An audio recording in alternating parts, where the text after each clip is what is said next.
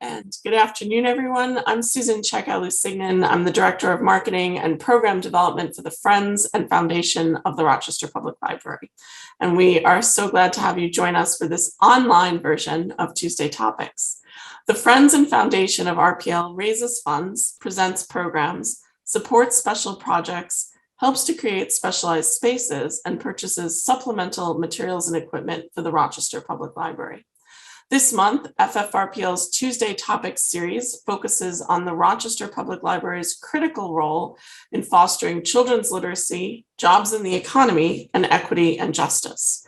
And you can learn more about these and other programs on our website, ffrpl.org. And I did put the hot link in the chat for your easy reference so that you can also learn more about next week's program on equity and justice. Our talk today is about the library's role in fostering jobs in the economy. You'll learn how Central Library's Business Insight Center, BIC, helps entrepreneurs and businesses by providing free market research and intellectual property information through databases and resources that would otherwise be prohibitively expensive. And our presenter today is Jennifer Byrnes.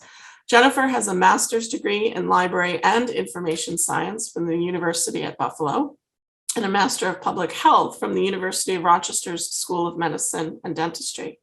She's the manager of the Business Insight Center and the Carlson Center for Intellectual Property at Central Library. And she's also the recipient of both a 2020 and 2016 Top Innovator Award for Workforce and Economic Development issued by Urban Libraries Council. She was named an Outstanding Library Leader by the Rochester Public Library in 2016. We're so glad to have her here and, of course, at Central Library. Welcome, Jennifer. Thank you, Susan. You make me sound so amazing. Thank you for that really lovely introduction. And thank you, everyone, for being here. So I'm going to talk a little bit about what we do and how we do it. And then we can take questions at the end. So this is our model. Okay, now, of course, you're not going to go for me. But first, I need to tell you about my fantastic team. So I wouldn't be able to do anything without these amazing people. Kate Meadow, who's the manager of the Carlson Center for Intellectual Property. Melissa Cobo is our business support specialist. And Sarah Orman does just about everything that we forget to do. And she represents the division on the program and exhibits team. And like I said, they're great, amazing people. Okay, well, okay, I need to get this little thing out of my way so I can read. There we go. Okay, so how we're different, we're going to kind of go through how we're different. And those different ways are we don't have a reference desk. Our service model is different. We're outreach intensive, and we don't have any limits. And I'll talk a little more about that as we go. So we don't have a reference desk. So how does that work? So we are the only division at RPL that is by appointment only. People can call us, email us to schedule an appointment. We typically meet via Zoom. And everything we do is emailable. So books play a very small role in what we do. It's generally like, I'm going to email you these reports or these lists, something, things like that. So in terms of COVID, when COVID happened, we didn't really have to pivot at all. The only big difference was we went to Zoom instead of meeting in person, but we were already, kind of equipped to, people knew they couldn't just show up because we may not be there to get the assistance that they need. Okay, so our service model, we do the research for you. So this is very different than a lot of libraries. They want to show you how to use the database, and then you do the searching yourself. And then you come back like maybe in 3 months, you've forgotten how to use the database. The librarian shows you again, and so on, and this cycle continues. We do it for you because that's our value proposition. We save you time and we save you money. So we don't want you, out there Googling, trying to find the answers that you need. We can find the answers in a fraction of the amount of time. We always get people that are like, oh, I've been looking for this on Google for the last 2 weeks, and and I can send it to them in 10 minutes. So let us do what we do, and you do what you do. Also, all of our services are free. If you wanted the same level of service from, say, the New York Public Library, they can do that. They can do the research for you, but they will charge you. And they will charge you more depending on how quickly you want that research. So I have people that have moved to New York that still email me because they know that they don't have $300 to pay for, a list of businesses. So that's very, very different. Okay, we are outreach intensive, so you won't find us in the library a lot of times. So again, because people are busy running their businesses, we come to them. We typically go to places like RIT Venture Creations, RIT's Simone School for Entrepreneurship, NextCore. We're working on setting up visits with the Commissary, which is the food incubator downtown, and going to a lot of different meetings and networking events to bring awareness to us. And no limits. So we can work with anyone, regardless of where they live, how big their company is, what stage their company is, anything, how many employees they have. So we work with, and we have worked with everything from Kodak on down to, I just want to start a coffee shop, not just, but I want to start a coffee shop. This is my idea, and everything in between. We have the same, usually people who were in the Entrepreneurs Network Bootcamp, which has been disbanded, but people participated in that, and we are an integral part of that. And then they move, and they still call us and say, I need help, which is great. And here's our services. So market research. We are also unusual in the sense that we have very high-end databases. People are very surprised when they hear what databases we have access to. A lot of those databases we purchased the first year with funds from the Friends and Foundation of the Rochester Public Library. They graciously donate those funds to us so that we can try it out, make sure it's something that we would actually use. And your donations help us continue to provide those awesome resources. We don't do reference questions. We don't do ready reference, right? We do in-depth research. So for example, this morning, I learned that the NCAA allocates $600 million to all the Division I schools in the United States. Who has the most market share of this industry? Who are the competitors to this industry?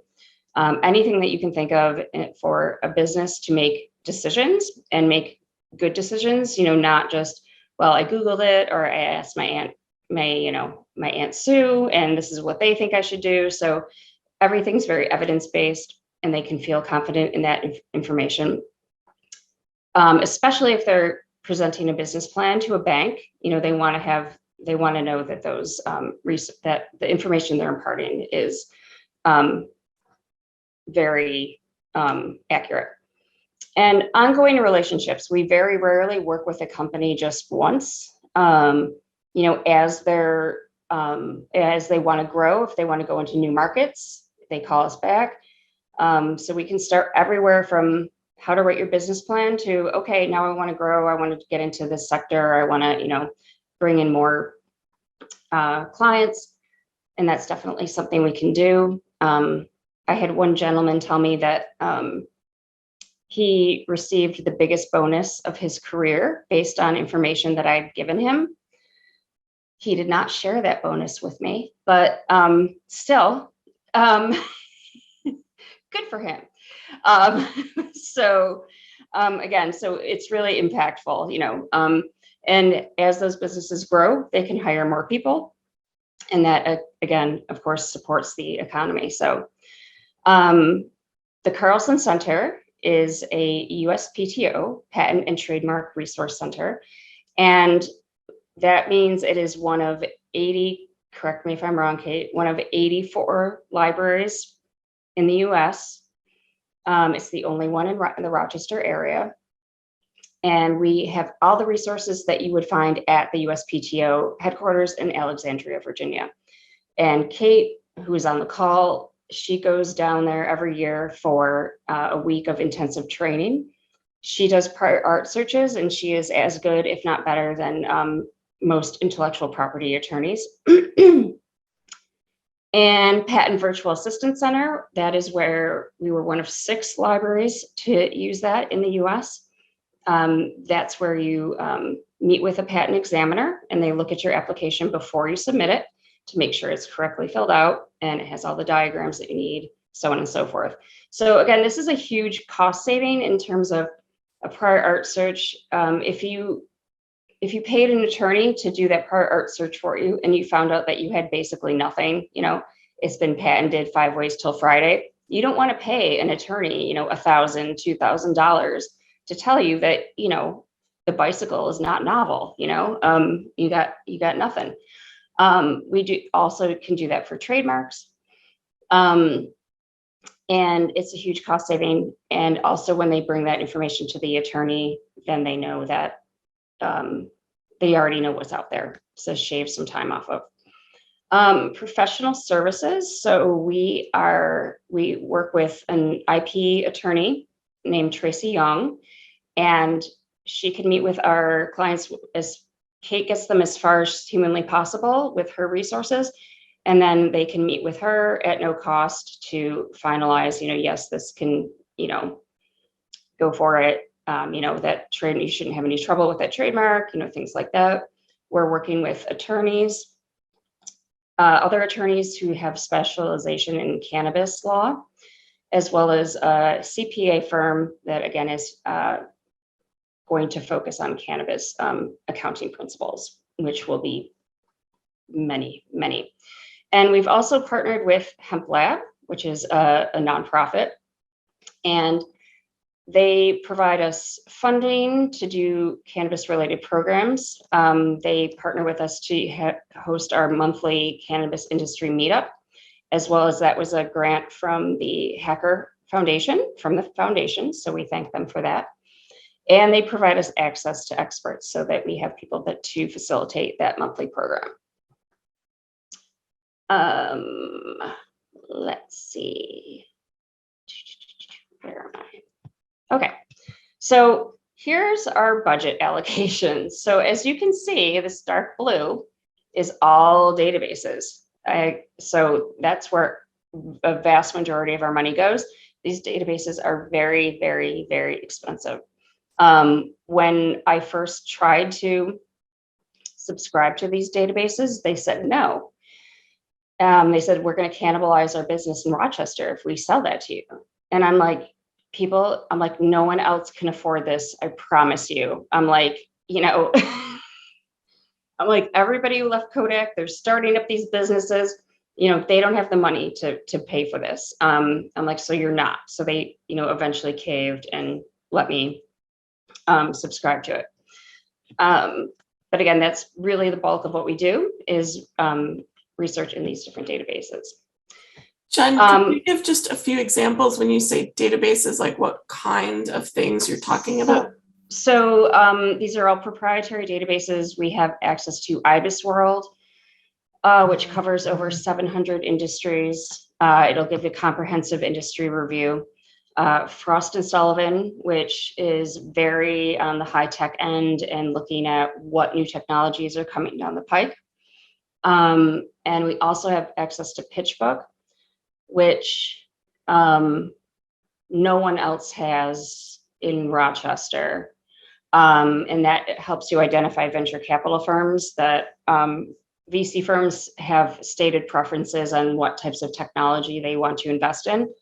Their investments rarely match up with said preferences, but that's a talk for another day. And it also is the best tool we have for identifying how much money is going into new niche technologies that you won't find anywhere else. And IP.com is also one that Kate uses to make patent searching much, much easier. Did that answer your question, Susan? Okay, so in addition to all of our other partners that we work with, like the SBDC, Small Business Development Center, SCORE, which is the Service Corps of Retired Executives, Commissary, we also work with the university. So you're like, what's that about, right? Because I need these people to, sorry. You're like, they have their own libraries, right? So like, why would they come to you? And that's because partly the service model of academic librarians. And I used to be one of them, so I can say this. So the academic model is, I'm going to teach you about a database at the beginning of the semester, and then take care. Don't talk to me. I'm done. They offer very little support in finding the information that people need. We are actually experts in our field. We do the most of this type of research than any librarian at, the Simon School has a library, and we have better resources than they do, and their people come to us. And we have access to the things that they need the most. So again, we're very fortunate that we have these tools at our disposal.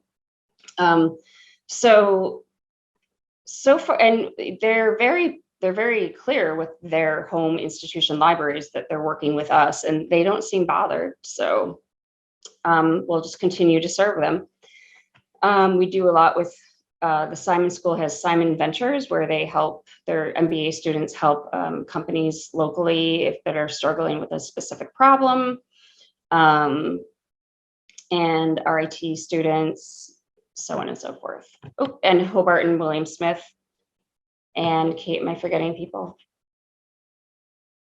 Syracuse University Innovation Law Center, we partner with, as well as we recently established a partnership with the Buffalo Niagara Medical Campus.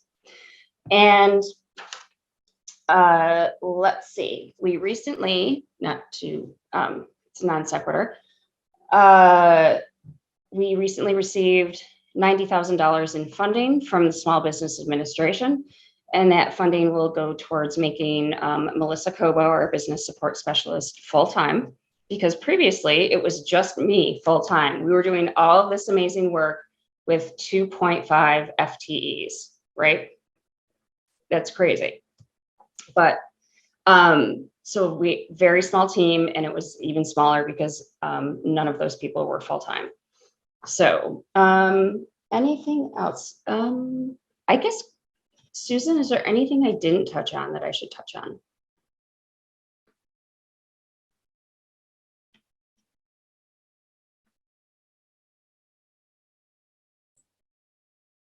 I think it would depend on the specific questions of the folks joining us. I don't have anything else that I was hoping you'd cover. I'm still learning things, but I think maybe we turn it to Rebecca's asking if you can talk about the library value calculator. She put that in the chat. Okay, so I'm going to back that up a little bit. So the way that we, because again, we do most things via Zoom, and door counts are not a accurate representation of the amount of work that we do. Each month we report the number of hours of research that we've done. And we usually do about 50 hours of in-depth market research each month. Again, these are complicated questions, and Kate spends hours on prior art searches. And then we also get value reports from some of our databases, not all. There are some that report value in saying, you downloaded this report, it was worth this much. But we do know that each year we save the business community about $1.5 million. And that's a lowball estimate because it's only a few of our databases. $1.5 million in reports that they would otherwise have to pay for. Some of these reports cost $1,000, $5,000. They are very expensive. And again, if you're a startup, And your choice is, can I pay people or can I buy this, report? It's a pretty, I just met with someone last week that paid $2,000 for one. And I hate when they do that, because I'm like, you need to check with me first, because I might be able to get that information for you at no cost. So the value calculator, Rebecca, you're asking about. So Urban Libraries Council, they have a small business and entrepreneurship action team, which I'm a part of. And one of the things we're tasked with achieving is creating a value calculator that you can enter. I did this many searches for people that have rooms that they rent out, this many people use this space. It actually generates a number. So, and you can assign your own values to where you are geographically. So if you're in Manhattan, you can, everything's going to cost more compared to like Kansas. But so you set your own values, and you can say, okay, like, so example for Kate, I did this X amount of prior art searches that would have cost them about $2,000. Kate usually does like 12 prior art searches a month. So 12 times $2,000 is whatever. I'm not good at math, 24,000. So it takes all of those aspects into consideration, including the time, like our time, if you had paid like a market research specialist.